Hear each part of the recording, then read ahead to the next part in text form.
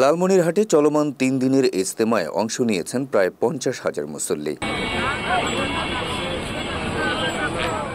লালমনিরহাট শহরের কালেক্টরেট মাঠে বৃহস্পতিবার ফজরের নামাজের পর থেকে আম বয়ানের মাধ্যমে ৩ দিনব্যাপী এই জেলা ইজতেমা শুরু হয়। ইজতেমায় বয়ান করেন রাজধানীর কাকরাইল মসজিদের বরেণ্য ১০ আলেম। জেলা ইজতেমা বাস্তবায়ন কমিটি জানিয়েছে, এবার জেলার প্রায় ৫০,০০০ মুসল্লি ছাড়াও রংপুর বিভাগের বিভিন্ন জেলা থেকে তাবলিগ জামায়াতের অনুসারী ধর্মপ্রাণ মুসলমানগণ অংশগ্রহণ করেছেন।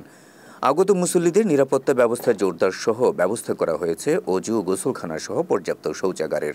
এছাড়া স্বাস্থ্যসেবায় বিনামূল্যে একাধিক মেডিকেল টিম কাজ করছে। অপ্রীতিকর ঘটনা এড়াতে পুলিশের পাশাপাশি ২ শতাধিক স্বেচ্ছাসেবক সার্বক্ষণিক কাজ করেছে। শনিবার আখেরি মোনাজাতের মধ্য দিয়ে শেষ হয় এবারের জেলা ইজতেমা। বিশেষ করে ওটস স্যালাইনটা এখানে যা আছে এর মধ্যে ওটস স্যালাইনটা বেশি জরুরি। আপনারা এটা বেশি বেশি প্রয়োজনে গিয়ে হলেও তাদের হাতে পৌঁছায় দেবেন, এই আশাবাদ ব্যক্ত করি। এবং আমি আসলাম, আমি এই কাজটার সাথে একটু হলেও